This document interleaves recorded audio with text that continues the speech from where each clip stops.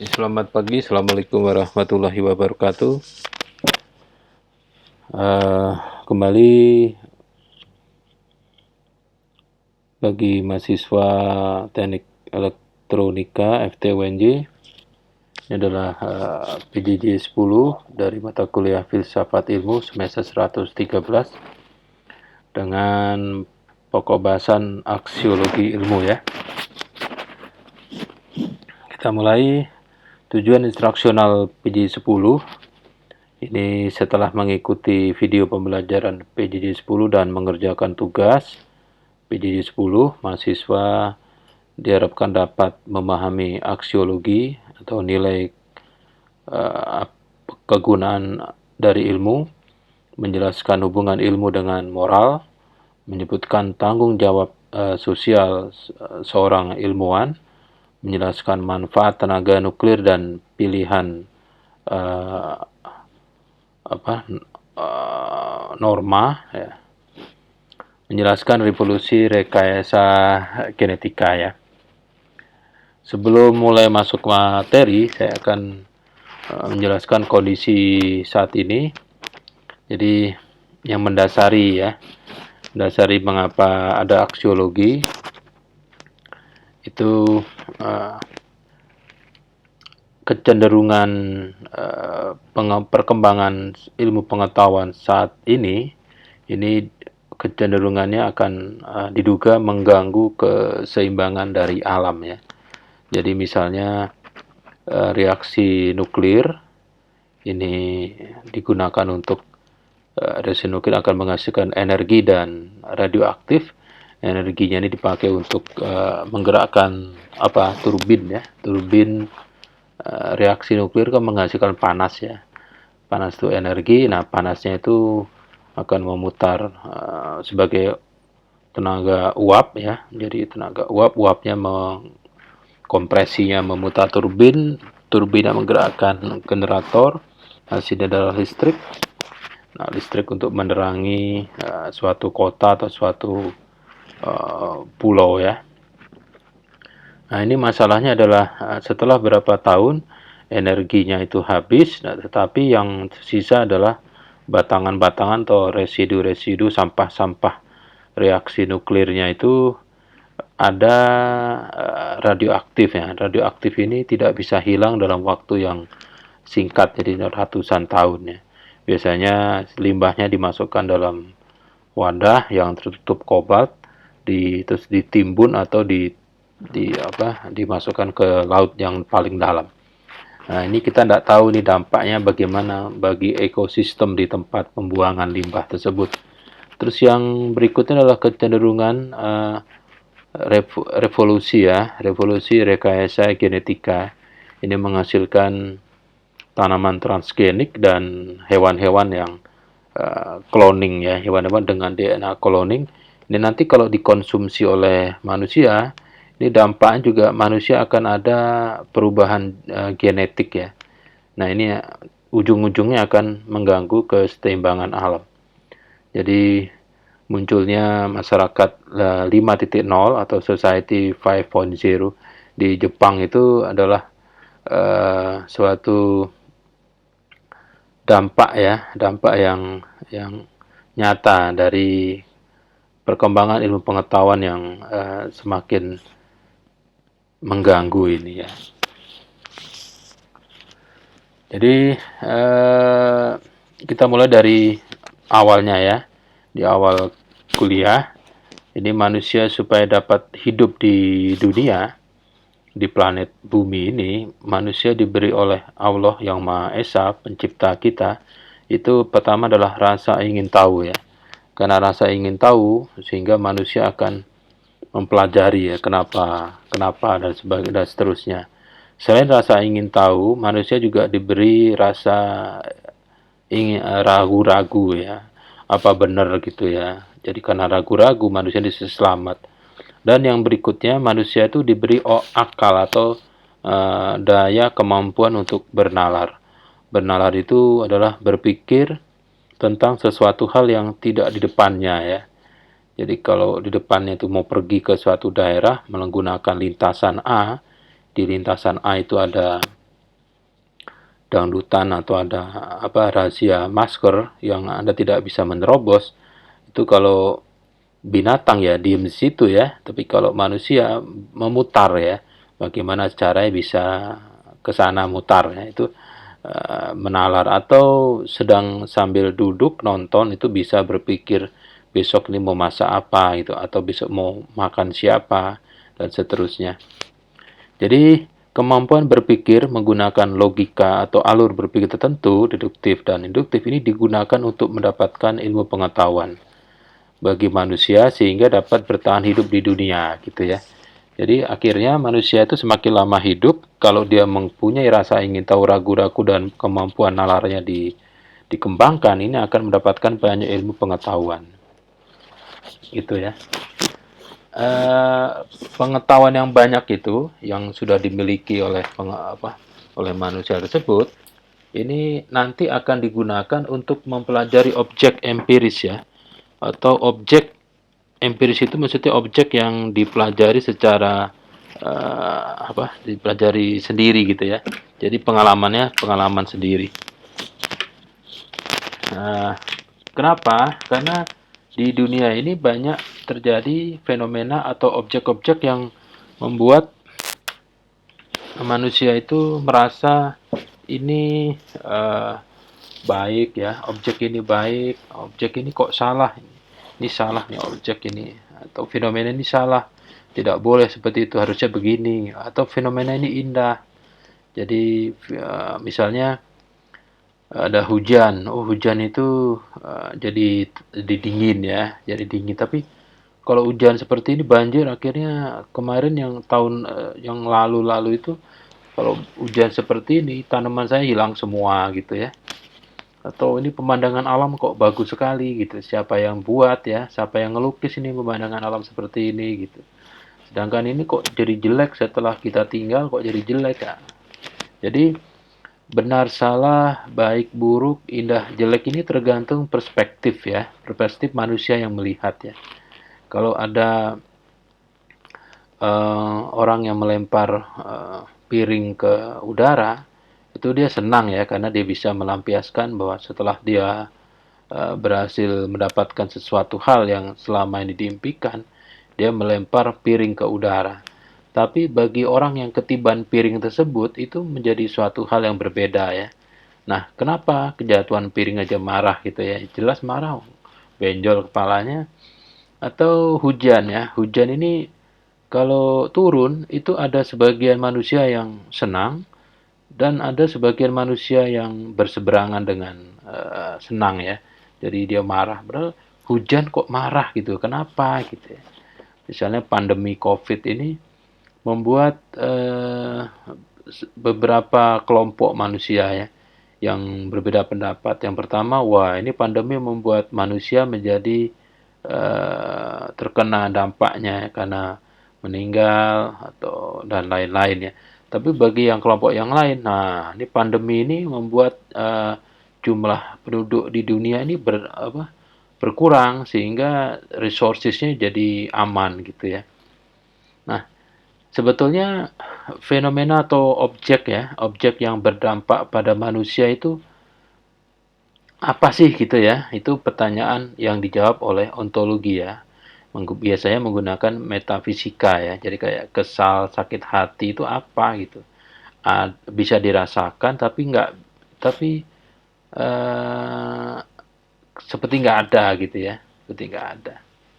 Jadi fenomena di balik objek ya, di balik objek itu apa gitu ya, membuat objek itu muncul. Nah,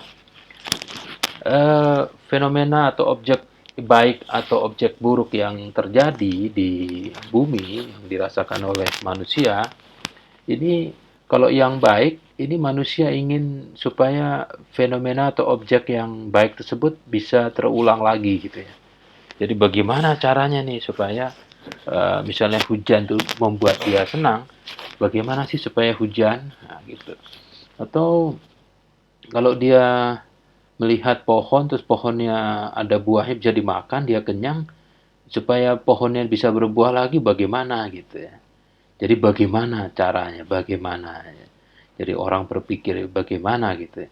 Tetapi objek yang buruk atau fenomena yang buruk atau menghasilkan suatu hal yang menurut dia tidak suka, jelek, buruk atau tidak benar, ini juga dipelajari gitu ya, supaya tidak terjadi lagi. Bisa nggak ini supaya tidak terjadi lagi itu bagaimana? Atau kalau terjadi supaya kita selamat, bagaimana kita menghindari? Jadi akhirnya banyak pertanyaan bagaimana cara, yaitu adalah epistemologi yang menjawab bagaimana. Jadi yang dibahas adalah penyebab ya, penyebab bagaimana suatu fenomena atau objek yang baik atau buruk itu dapat terjadi. Itu penyebabnya apa? Karena tidak mungkin suatu objek atau fenomena itu muncul begitu saja ya. Jadi selalu ada penyebabnya gitu. Selain penyebabnya juga ada mungkin juga ada kondisi-kondisi yang dapat mendukung munculnya atau berkembangnya suatu fenomena atau objek bisa menjadi besar gitu ya, itu dipelajari penyebab-penyebabnya. Dan juga dipelajari juga hubungan keterkaitan antara satu fenomena dengan fenomena lain sehingga manusia dapat mengetahui ya secara utuh mengapa suatu fenomena yang baik atau yang buruk itu bisa terjadi gitu ya. Nah, akhirnya adanya munculnya atau terbitnya atau apa ya, adanya ilmu pengetahuan sebagai hasil proses metode ilmiah yang mempelajari suatu fenomena. Nah, ilmu pengetahuan tersebut akan menghasilkan teori gitu ya, teori tentang suatu fenomena. Satu fenomena itu satu teori. Misalnya hujan ya. Yang mempelajari hujan itu ada hidrologi ya. Hidrologi ya. Hidrologi. Ilmu mencari hujan atau air ya. Air, bagaimana air itu bisa terjadi gitu. Nah, air itu bisa ada siklus, hujan itu ada siklus ya. Pertama, kalau secara singkat itu air laut kalau kena sinar matahari dia akan memuai, airnya akan menguap sehingga menyebabkan tekanan udara akan berbeda ya. Tekanan udara di pantai lebih tinggi dibanding tekanan udara di daratan, di pegunungan. Pegunungan itu asumsinya ada pohon ya, pohon. Pohon itu ada daun. Nah, kalau satu daun dapat menyimpan katakanlah 10 tetes air, satu ranting ada ratusan daun, satu pohon ada ratusan ranting, berarti satu pohon misalnya ada ribuan daun. Satu gunung ada ribuan pohon, jadi satu gunung ada kalau dikali 10 tetes ada berapa uh, ribu liter gitu ya. Nah, itu tempatnya daun. Biasanya pohon-pohon di pegunungan itu kan tingginya di atas permukaan air laut sekitar berapa ribu gitu ya. Sehingga sudah dianggap tinggi dekat-dekat awan. Sehingga nanti tekanan udara di laut ini yang tinggi itu akan uap air itu akan berjalan menuju daratan gitu ya. Uap air bertemu dengan ketinggian ada jadi awan, awan jadi berat jenisnya segala macam, jadi proses kimiawi sehingga airnya akan uap air akan menjadi air turun. Nah, turun terus diterima, disimpan di daun. Daun akan ditetes ke bawah. Daun-daun itu netes pelan-pelan, airnya disimpan di bawah di tengah gunung jadi sumber air turun ke sungai, sungai kembali ke laut dan seterusnya. Itu adalah siklus hidrologi. Jadi kenapa hujan? Ya, karena itu ya menjelaskan fenomena dapat terjadi gitu ya. Kalau sudah dapat menjelaskan mengapa suatu fenomena dapat terjadi, ya, ini nanti akan dapat mengendalikan supaya fenomena itu dapat terjadi atau tidak terjadi gitu. Jadi kenapa hujan ya? Karena begini. Nah, supaya nggak hujan, ya salah satu siklusnya dihilangkan. Bagaimana cara? Tebang aja itu. Tebang aja pohon di hutan, habis itu siklusnya hilang. Tidak akan terjadi hujan, adanya langsung banjir kayak gitu. Atau sebaliknya ya, supaya tidak terjadi gitu. Atau dan yang ketiga ya, ilmu pengetahuan ini menghasilkan teori, teori dapat digunakan untuk meramal ya fenomena yang akan terjadi di masa datang. Jadi kalau nanti ternyata eh, tidak ada pohon di gunung, wah ini nanti tidak begini, dari sini begini. Nah itu uh, epistemologi itu menjawab bagaimana suatu objek atau suatu fenomena terjadi atau tidak terjadi ya. Jadi dihasilkan suatu ilmu pengetahuan menghasilkan teori. Nah, teori-teori disebut ini harus dibuktikan ya, harus dibuktikan terus-menerus gitu. Jadi ilmu pengetahuan ini tugasnya atau fungsinya adalah menguji teori secara terus-menerus. Jadi ada teori yang kebenarannya hanya di bidang tertentu saja. Jadi dinamakan prinsip ya. Teori naik jadi prinsip. Tetapi teori yang kebenarannya benar berlaku secara umum di semua bidang itu namanya hukum. Jadi teorinya menjadi hukum. Nah, saat ini ada pergeseran kalau awalnya ilmu pengetahuan itu digunakan untuk mencari jawaban atau kebenaran suatu fenomena atau mendeskripsikan suatu fenomena. Saat ini kebenaran suatu fenomena itu ditentukan hanya menggunakan ilmu pengetahuan gitu. Padahal sebetulnya ilmu pengetahuan itu mencari jawaban gitu ya. Tapi sekarang dibalik, kalau tidak ilmiah ini tidak benar, tidak valid ya. Padahal belum tentu juga ya, belum tentu juga karena akhirnya bukti-bukti ilmiah ini menjadi satu-satunya kebenaran yang diterima oleh masyarakat gitu. Padahal belum tentu juga gitu. Jadi kadang atau beberapa kasus dalam secara statistik ini akan ditemukan ilmu pengetahuan yang kontradiktif terhadap ajaran agama atau bahkan moralitas ya, moral dan etika yang terdapat di masyarakat. Kalau secara ilmu pengetahuan benar, tapi agama bilang salah atau etika juga sebagai di masyarakat oh nggak benar ini seperti itu gitu ya. Nah, kita bahas dulu moral itu apa sih ya? Moral apa, terus etika apa, estetika apa gitu ya. Moral itu dalam bahasa Latin ya artinya kebiasaan, adat, kesusilaan atau perilaku. Jadi moral adalah ilmu pengetahuan yang mempelajari hal baik, hal buruk yang menyangkut tingkah laku dan perbuatan manusia. Jadi moral ini adanya di manusia ya. Nah, secara konkret di masyarakat itu ada himpunan aturan-aturan, kaidah-kaidah, prinsip-prinsip dan norma-norma yang bersifat baik ya, yang berlaku dalam masyarakat. Nah, kalau ada suatu manusia yang mempunyai perilaku tidak sesuai dengan aturan-aturan, kaidah-kaidah, prinsip-prinsip dan norma-norma yang ada di masyarakat, jadi manusia tersebut dianggap tidak bermoral atau mempunyai moralitas yang rendah atau tidak punya moralitas. Jadi moralitasnya rendah gitu.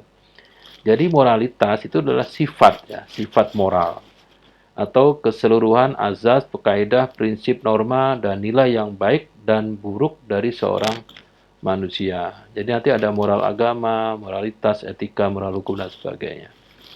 Jadi kalau bicara moralitas ini bicara sifat moral dari suatu manusia.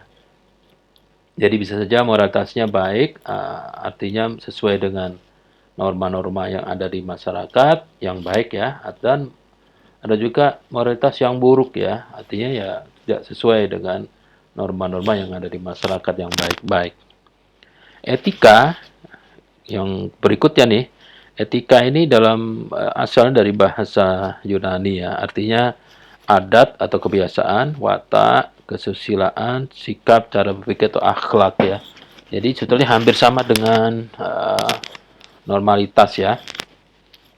Jadi ilmu etika adalah ilmu pengetahuan yang mempelajari tentang tata cara. Tata cara ini aturan, ya, bagaimana berperilaku dan bertindak, akhlak ya, kesusilaan, sikap, cara berpikir yang baik ya, yang baik dalam kehidupan bersosial. Ya, kehidupan sosial suatu manusia di masyarakat yang sesuai dengan norma dan adat yang berlaku. Jadi kalau etika ini adanya di suatu masyarakat, tidak bisa disamaratakan di seluruh manusia yang ada di bumi ya. Jadi etika itu ya etika di Mari, di Mari itu di Betawi atau di DKI, di Madura, di Bali, di Medan itu akan berbeda gitu ya. Karena etika ini banyak dipengaruhi oleh adat istiadat ya, budaya dan lain-lain yang masyarakat tempat manusia itu hidup ya. Ini akan berlaku umum tapi di tempat manusia itu hidup. Jadi hati-hati kalau nanti Anda pergi ke suatu daerah itu harus melihat etikanya itu beda-beda ya. Kalau di suatu negara itu kentut pada saat jamuan makan itu nggak ada masalah ya. Tapi kalau di Indonesia itu kentut itu suatu hal yang tidak sesuai dengan norma ya, nggak boleh. Di Indonesia memanggil orang tua ya ada sebutannya bapak, ibu, nggak pakai nama ya, nggak pakai nama. Jadi kalau bapak saya misalnya namanya Pak Budio Santoso, itu saya nggak bisa, Budio itu nggak bisa, ya paling B atau Yangkung atau Bapak Pak atau B atau apa gitu. Tapi kalau di luar negeri, bukan di negara Indonesia, itu bisa pakai kamu, you, gitu bisa, nggak ada masalah. Secara etika itu bisa bisa berbeda ya, tergantung tempat manusianya lahir ya. Kalau estetika ini keindahan ya, dalam ini asal kata dari bahasa Latin. Jadi artinya merasa atau hal-hal yang dapat diserap, diserap secara abstrak ya. Jadi estetika ini adalah cabang filsafat yang mempelajari tentang seni dan alam semesta. Bagaimana keindahan tersebut dapat terbentuk ya. Misalnya kadang alam semesta itu akan sebagai suatu landscape akan membuat manusia itu bingung. Waduh, Masya Allah, ini siapa yang gambar nih ya pemandangan alam ini? Ya Allah lah gitu. Jadi pemandangan alam di Tampak Siring ya, misalnya di irigasi di Bali atau panen padi di Pulau Jawa atau terasering padi di Padang itu kan indah sekali gitu ya. Nah, sehingga keindahan alam ini biasanya bukan difoto tapi dilukis atau menyerupai hasil dari kerajinan atau hasil seni ya dari para teman-teman kita seniman ini dari suatu yang sifatnya abstrak menjadi sesuatu yang visi dalam arti yang kecil ya, lukisan atau patung atau hasil kriya yang lain. Nah, itu nanti dapat dinilai atau bahasanya lupa saya. Jadi manusia akan menanggapi alam atau seni itu sebagai sesuatu yang apa gitu ya. Jadi ada metafisikanya gitu. Sesuatu yang tahu wah indah sekali gitu ya. Jadi seperti itu. Jadi bagaimana keindahan tersebut dapat disadari dan dirasakan oleh manusia. Jadi kalau ada manusia yang dekat dengan suatu lokasi yang indah, biasanya dia diam di situ lama gitu. Sehingga pikirannya jauh pergi kemana-mana. Jadi estetika ini, dengan adanya estetika maksudnya, manusia dapat menilai segala sesuatu yang indah atau buruk. Nah, indah atau buruk ini sebetulnya juga pengalaman yang didapat dari kecil ya. Jadi sesuatu hal yang indah, saya lahir di Danau Toba, itu keindahan itu sebagai hal yang biasa. Jadi kalau ada orang ke situ, wah indah sekali, bagi dia biasa, udah sejak kecil gitu. Jadi karena manusia itu unik ya, unik itu tidak sama, maka nilai estetika suatu objek dari suatu alam semesta atau fenomena akan mempunyai nilai yang berbeda ya. Jadi ini khusus ya, berbeda, tidak sama. Kalau yang etika tadi akan juga umum tapi di suatu daerah ya. gitu. Nah, kita kembali ke perkembangan ilmu pengetahuan ya. Ini semakin tinggi perkembangan ilmu pengetahuan, ini walaupun ada satu sisi baik, juga ada satu sisi yang buruk ya dari perkembangan ilmu pengetahuan. Ini berdampak pada moral. Moral itu bagaimana ya? Ada moral, yang punya moral kan manusia ya. Jadi moralnya siapa yang dampak ya? Ya ilmuwannya. Ilmuwan tuh ilmu orang yang mempunyai ilmu pengetahuan. Ini tergantung dari ilmuwannya. Jadi misalnya kalau ilmuwannya mempunyai moralitas jelek, ini akan dia akan menggunakan ilmu pengetahuan yang dimiliki untuk kepentingannya dia sendiri gitu. Jadi akan merugikan orang lain. Jadi misalnya ahli farmasi yang mempunyai kompetensi dapat menjelaskan heroin ya. Oh, heroin itu ini susunan kimiawinya ini. Berarti kalau dibuat dari obat yang ada bisa dong. Oke, jadi akhirnya karena dia ahli farmasi, di labnya dia tuh banyak sisa-sisa obat atau memang dia mengkondisikan suatu obat-obat dengan tipe-tipe kimiawi tertentu. Jadi misalnya heroin itu ada tujuh susunan kimiawi ya. Kimiawi pertama itu ada di obat A. Dia cari obat A, nanti terus diurai, disisihkan kimiawi satunya dan seterusnya sampai kimiawi 7, dari obat ke-7 itu nanti digabung menjadi heroin. Nah, ini sebetulnya sebagai seorang ahli farmasi itu nggak boleh ya membuat heroin karena heroin termasuk obat yang penggunaannya terbatas ya, tergantung sesuai dengan undang-undang dan yang berlaku ya. Tapi ahli farmasi ini karena moralitasnya jelek, dia meracik heroin, setelah itu menjual. Gitu. Kalau dipakai sendiri ya mungkin nggak ada masalah ya. Dipakai untuk kepentingan pribadi, walaupun juga salah, tapi mungkin untuk kepentingan percobaannya dia juga nggak ada masalah. Tapi kalau dipakai atau dijual itu menjadi masalah. Terus ahli IT ini melakukan hacking suatu website. Jadi oleh IT ini yang membangun suatu sistem website. Jadi dia punya backdoornya. Kalau membangun rumah, coba kalau Anda melihat suatu rumah dibangun, itu pasti ada tembok yang terakhir. Tembok yang terakhir ditutup. Nah itu namanya backdoor. Jadi pada saat dia membuat lantai 2, pasti ada suatu tembok di lantai 1 yang dibiarkan terbuka untuk masuknya material atau masuknya pekerja. Nah, itu backdoor yang di paling belakang ditutup itulah yang menjadi celah untuk masuknya ahli IT ya. Nah, sebetulnya tidak boleh. Saya moralnya harus baik, tapi ternyata karena satu lain hal membutuhkan uang atau materi sehingga dia melakukan hacking, mengambil data tentu dan menjualnya. Atau jaringan jual beli organ manusia ya. Jadi kita tahu banyak cerita itu bisa hoax ya atau belum tentu benar, tapi biasanya ada manusia yang karena satu lain hal terus dia ternyata diundang ke suatu acara, tahu-tahu dia sadar, begitu sadar ternyata ginjalnya sudah hilang.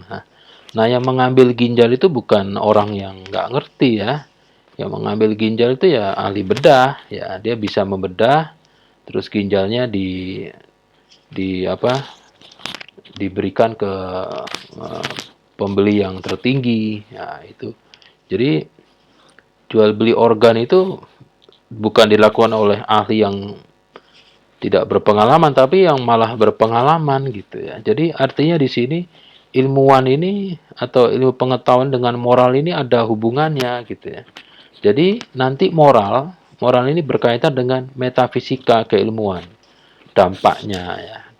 Kalau keilmuannya sih ya begitu-begitu saja, tapi dampaknya ya ini adalah metafisikanya. Jadi moral berkaitan dengan cara penggunaan dari suatu ilmu pengetahuan ilmiah. Nah, hubungan dari ilmu dan moral ini nanti menjadi suatu uh, bagian dari filsafat ilmu namanya aksiologi ya, aksiologi. Jadi membahas untuk apa ya, untuk apa. Ya sudah selesai itu ya, ontologi, epistemologi dan aksiologi. Aksiologi ini dari bahasa Yunani yang nilainya artinya aksios itu nilai, logos itu ilmu atau teori, sehingga aksiologi adalah cabang filsafat ilmu yang mempertanyakan bagaimana manusia yang mempunyai ilmu pengetahuan itu menggunakan ilmunya. Jadi manusia itu unik ya, bisa mempunyai moralitas baik atau buruk, sehingga ilmu pengetahuan yang telah dimilikinya ini dapat digunakan untuk hal-hal yang dia dia yakini baik dan indah ya, dia yakini ya, belum tentu orang lain sama dengan dia gitu ya.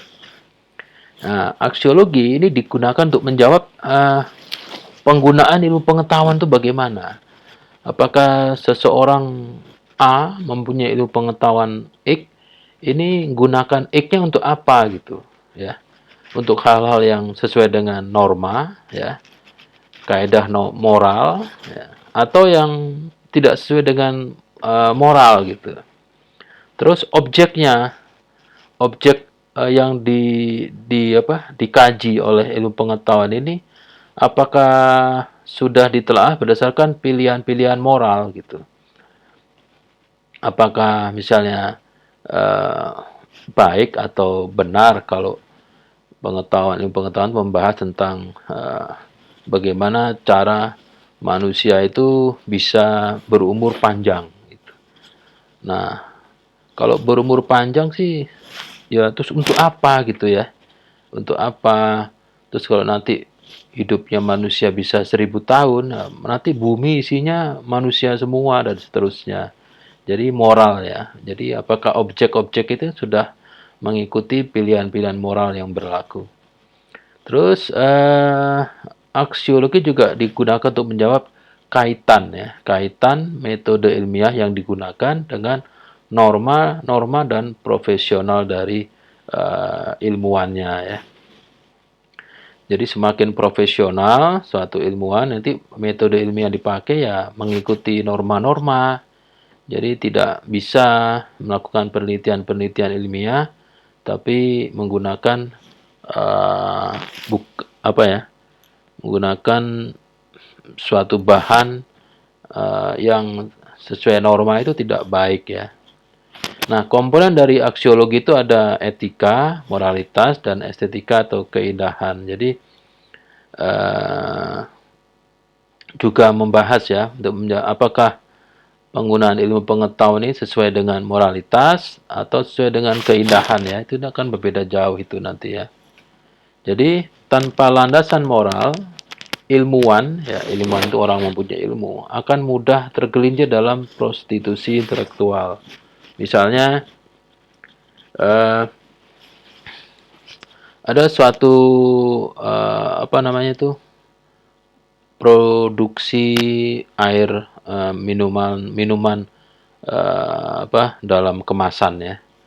Jadi pada suatu iklannya bilang bahwa minuman yang kami produksi ini mengandung sekian unsur mineral. Tidak ada ABC-nya, unsur ABC-nya tidak ada. Ini berdasarkan hasil penelitian lab suatu universitas ya, universitas negeri dan swasta di Pulau Jawa.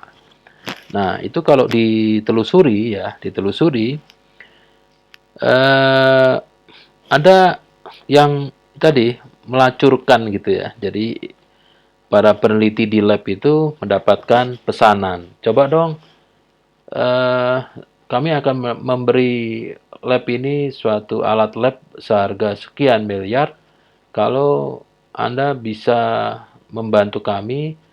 Jadi air yang kami produksi ini, di air minuman ke dalam kemasan ini, tolong dilihat isinya apa, mineral-mineralnya. Tapi mohon nanti diarahkan hasilnya seperti ini gitu. Nah, itu tergantung dari ilmuannya gitu ya. Kalau memang dia mm, moralitasnya tinggi, dia nggak mau. Tapi ya bingung-bingung juga karena biaya untuk lab itu kan besar ya.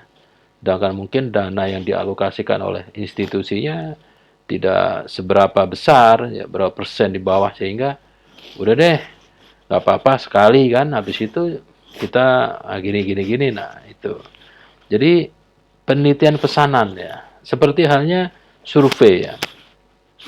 Ada satu survei bahwa survei calon pemimpin apa gitu, survei dari PT lembaga survei A bilang yang menang adalah ini, sedangkan lembaga survei yang lain yang menang adalah yang ono gitu ya.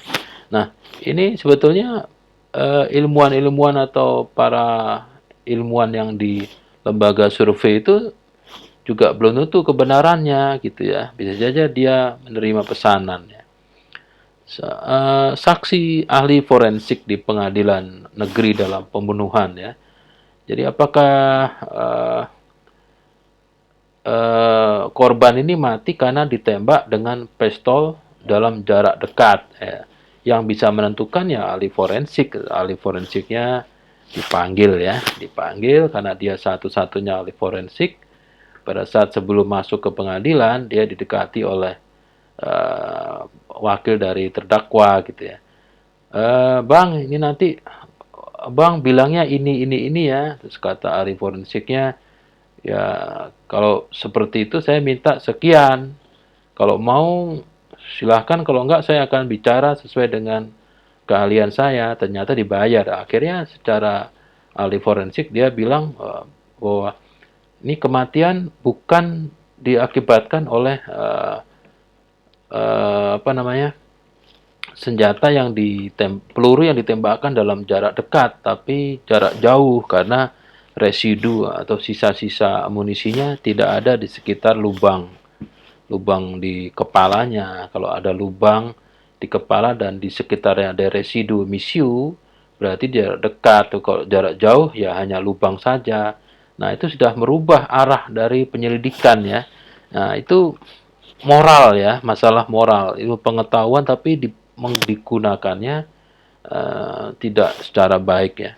Seperti ilmuwan yang bekerja di Project Manhattan ya. Project Manhattan itu project di Amerika pada saat akhir-akhir Perang Dunia Kedua, bagaimana cara supaya bisa mengakhiri Perang Dunia Kedua, terus dibuatlah Manhattan Project. Jadi project untuk membuat bom ya, bom nuklir. Jadi Little Boy dan Mr. Fatman itu yang dijatuhkan di Nagasaki, Hiroshima itu dibuat di Project Manhattan ya, yang bom-bomnya itu diuji di Pulau Bikini ya.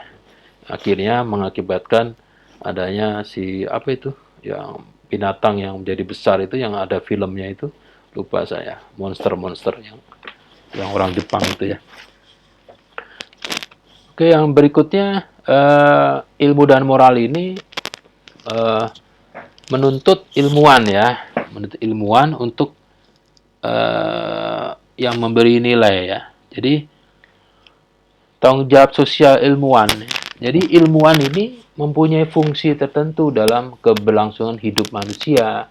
Jadi jangan lupa loh, keberlangsungan hidup manusia ini ada di pundak para ilmuwan. Jadi ilmuwan ini harus bertanggung jawab ya, kalau dia menghasilkan suatu hasil penelitian atau teori-teori atau hukum-hukum yang sudah diakui, ini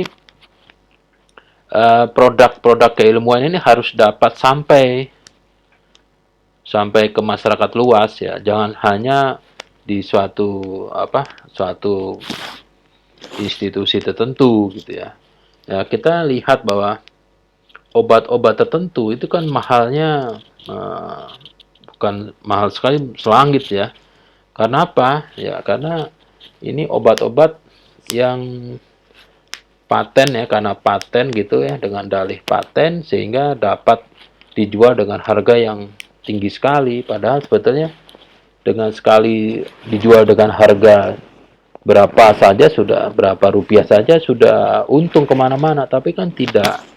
Jadi ada obat yang sangat mahal gitu ya, sehingga itu nggak sampai ke masyarakat luas ya. Sebetulnya kalau ini tidak dipatenkan ya, tidak dipatenkan. Kalau paten itu kan ya sebetulnya kalau eh, keuntungan produksi dari suatu pabrik ya sebetulnya tidak perlu besar-besar ya, supaya umat manusia ini bisa bisa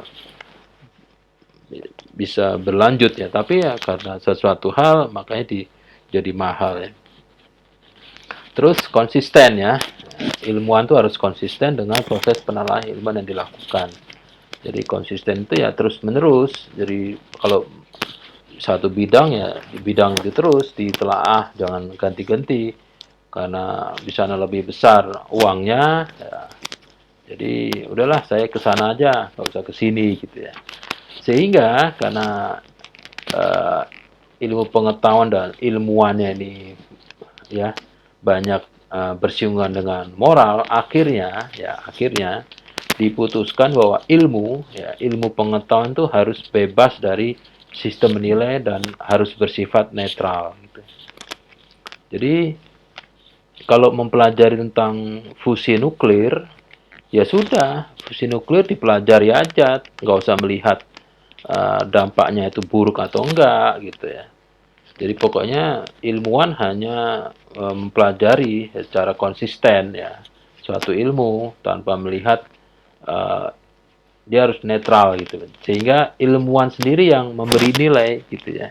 Kalau masyarakat kan nggak bisa tahu ya. Jadi ilmu pengetahuan atau ilmu itu bebas dari sistem nilai dan bersifat netral ya.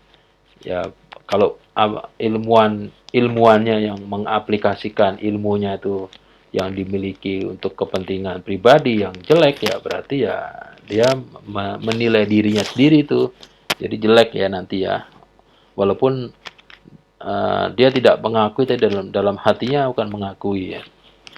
Misalnya gitu ya, nuklir dan pilihan moral ya. Ini kan apa ya? Aplikasi dari fisi nuklir ya. Jadi ada uranium nomor 235 dan plutonium 239 ini dalam bentuk batangan-batangan. Ini kalau ditumbuhkan, kalau ditabrakkan dalam kecepatan tertentu, ini akan menjadi adanya pelepasan energi ya. Energi dalam bentuk panas, cahaya, radiasi dan seterusnya. Ini menjadi bom ya, jadi bom nuklir. Tapi kalau batangan-batangan dari uranium 235 sama plutonium 239 ini di, di, dibuat dalam bentuk batangan tertentu dengan lebar diameter tertentu, terus dekatkan dengan jarak tertentu, ya ini akan menghasilkan panas ya, energi panas. Nah, energi panas ini nanti akan mendapat menghasilkan tekanan uap. Nah, tekanan uap ini akan menggerakkan turbin pembangkit listrik. Jadi sekian megawatt ya dalam satu reaktor fisi nuklir itu. Nah, secara ilmuwan itu ya dia melihat ini sebagai solusi way out dari suatu energi ya, energi untuk listrik ya. Tapi apakah itu nanti berdampak negatif itu ya tidak dilihat. Yang penting menghasilkan suatu solusi ya. Bagaimana nanti dampaknya ya, ya kita carikan solusi yang lain. Jadi ya, itu memang pilihan mau pakai nuklir itu nanti pilihannya ini begini loh, bisa 10 megawatt tapi ini hanya ini hanya dapat beroperasi misalnya 35 tahun. Setelah itu harus di apa diperbarui lagi batangan-batangannya itu. Nah, nanti menjadi masalah adalah batangan-batangan yang sudah tidak menghasilkan energi tadi itu radiasinya, radioaktifnya itu masih masih masih ada sampai sekian ratus tahun. Nah, jadi ini eh, nuklir itu ada dua mata pisau ya. Satu untuk kemaslahatan umat sebagai pembangkit listrik, satu lagi untuk bisa jadi bom nuklir. Nah, bom nuklir ini kan dipakai untuk posisi tawar negara dalam bernego ya, negosiasi dengan blok mana gitu. Kalau dipakai sebagai bom ya baru hanya Hiroshima Nagasaki ya, tapi kalau sekarang sih baru gertak-gertakan aja gitu ya. Walaupun mereka sudah punya teknologinya, tapi sampai sekarang ya kita hanya mendengar bahwa bom-bom itu ada gitu ya. Tapi belum diaktifkan atau bagaimana. Nah, sekarang perasaan ilmuwannya bagaimana tuh ya? Ya tergantung ya, karena yang nyuruh negaranya dia bingung-bingung juga gitu ya. Jadi sebagai ilmuwan ya, ilmu pengetahuan tentang fusi nuklir itu suatu hal yang ya terbebas dari nilai dan moral ya, pokoknya membuatlah aplikasinya itu yang menjadi masalah nanti gitu ya. Yang berikutnya adalah revolusi genetika ya, revolusi ya, sesuatu yang berlangsung dengan cepat. Ini modifikasi genetika. Jadi intinya begini, manusia itu supaya bisa hidup kan memerlukan sumber daya. Sumber daya itu bisa makanannya gitu maksudnya, bisa binatang, bisa tumbuhan. Kalau binatangnya ini cuma 5 dan nunggu kawinnya, seleksi alam itu nanti tarung dulu, yang laki tarung dulu, hewan-hewannya itu tarung, begitu yang menang terus kawin gitu. Kapan ini ya, kapan bisa berkembang biak. Jadi tumbuhan juga begitu. Kalau nunggu tanaman jagung ini bisa bisa tumbuh lagi, itu nunggu alam. Jadi serbuk sari dan seterusnya itu menunggu alam ya. Jadi namanya seleksi alam. Kalau seleksi alam susah. Kapan bisa cepat gitu ya. Sehingga berapa tahun, puluh tahun ini manusia sudah tidak menggunakan seleksi alam. Ya seleksi alam biar aja saja. Kalau binatang sama tumbuhan yang di hutan itu biarkan saja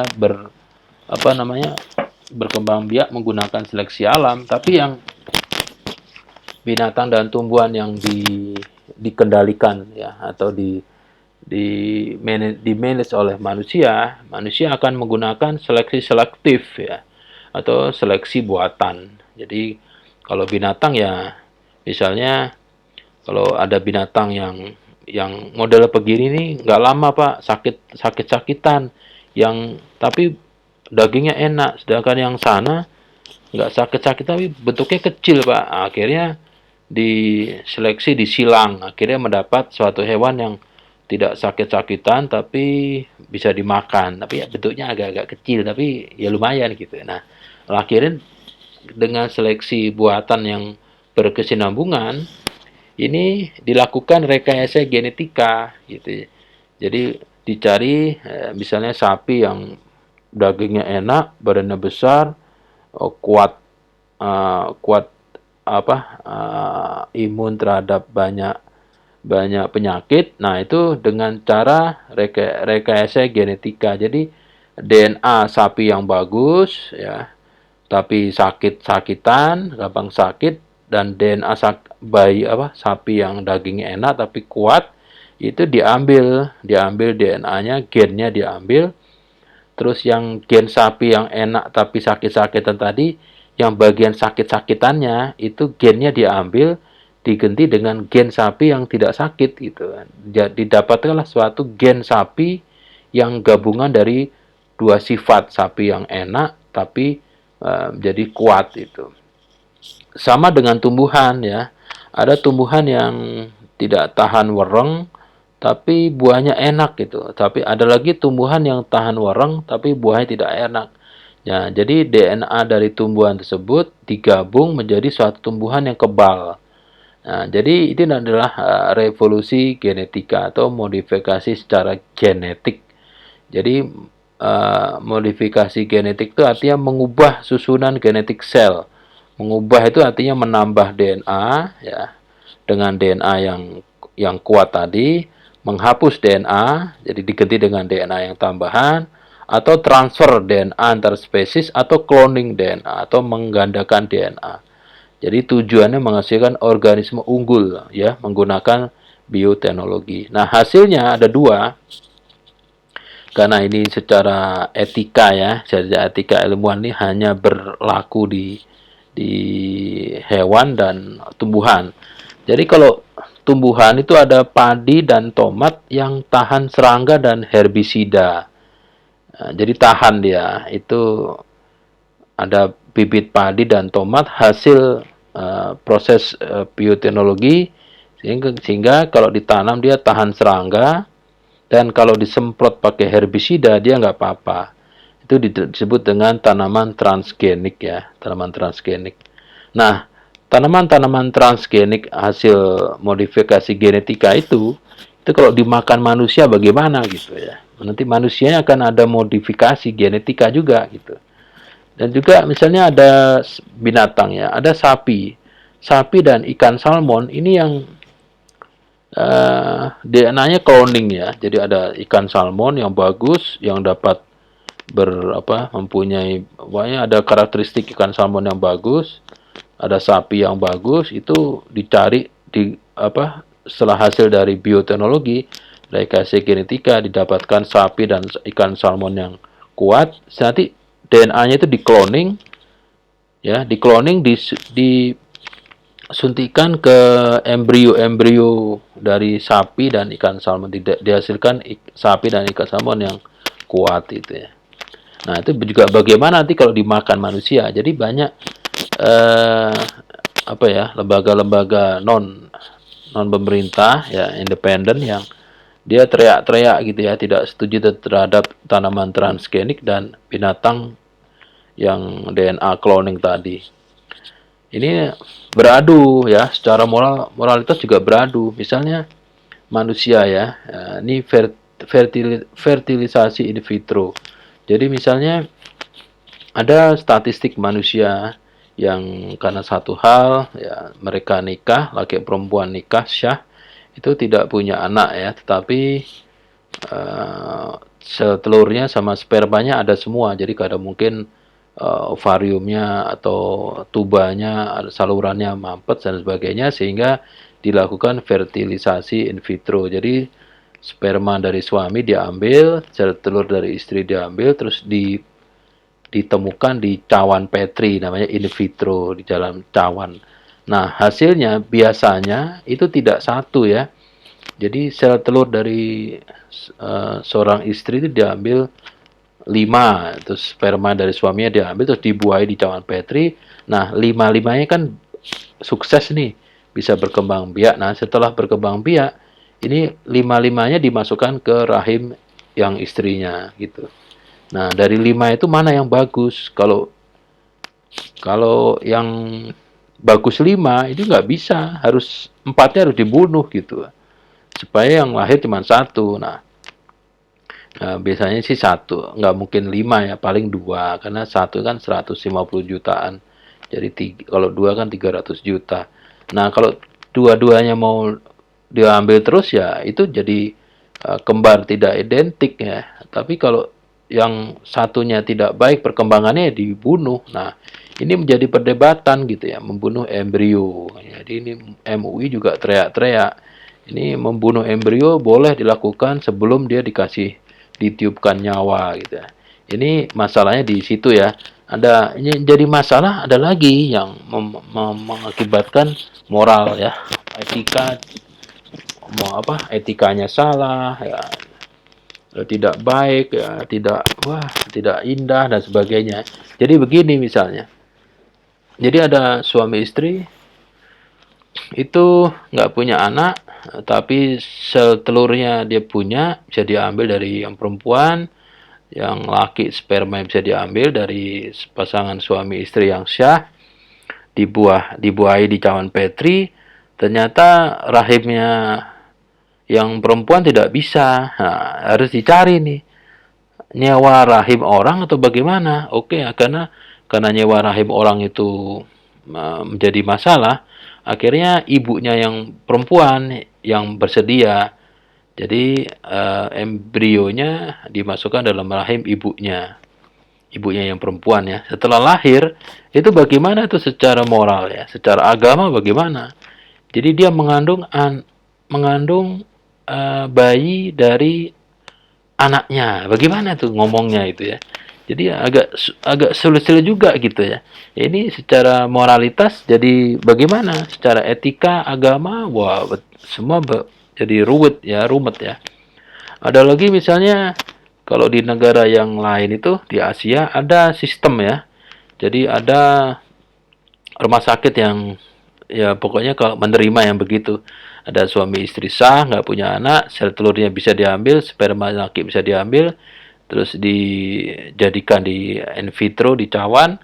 Setelah itu di dimasukkan dalam rahim perempuan atau wanita-wanita yang memang bersedia bersedia menyewakan itu. Nanti yang cewek perempuan-perempuan itu dimasukkan dalam suatu lantai itu dijaga ya, dia dikasih makan yang cukup sampai dia melahirkan anaknya anaknya diambil ya. Nah, tapi kadang ada yang dibawa lari sama yang ibunya ini padahal bukan ibunya, kan dia cuma nitip aja gitu. Nah, ini juga menjadi masalah gitu ya.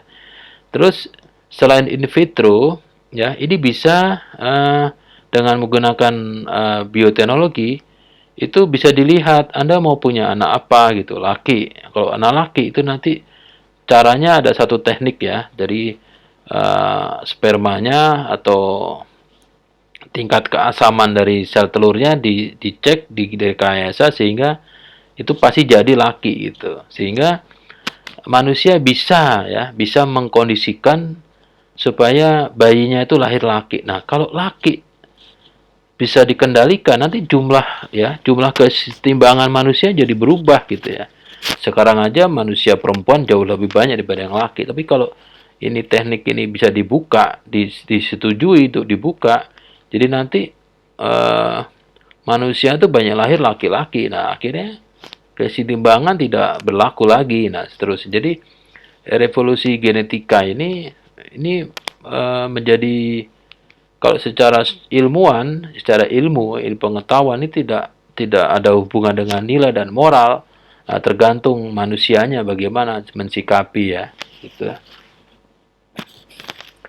Jadi aksiologi ilmu kesimpulannya, teori-teori yang dihasilkan oleh ilmu pengetahuan sebagai hasil proses dalam manusia harus mempunyai manfaat bagi keberlangsungan umat manusia di bumi ya. Jadi intinya seperti itu. Jadi titik temu dari pragmatis dari ilmu pengetahuan atau aplikasi atau implementasi atau aksiologi dari suatu ilmu pengetahuan adalah pada saat ilmu pengetahuan itu mempunyai manfaat yang dapat membuat keberlangsungan hidup manusia di bumi ini dapat berlangsung dengan baik. Itu intinya seperti itu ya. Daftar pustaka masih menggunakan filsafat ilmu sebagai pengantar populer, ditulis oleh Yuyun S. Surya Sumantri, cetakan ke-32 ya. Tugas dari PJJ 10, tuliskan 4 contoh manfaat ilmu pengetahuan yang menurut Anda berdampak buruk bagi kehidupan manusia gitu ya. Saya kira juga cukup, sudah selesai. Jadi material filsafat ilmu PJJ 10 aksiologi ilmu sudah selesai saya berikan. Jika ada pertanyaan silahkan bertanya di kolom komentar atau di Google Classroom atau di WhatsApp ya. Sampai di sini kita ketemu lagi insya Allah di PJJ 11 ya. Selamat pagi. Assalamualaikum warahmatullahi wabarakatuh.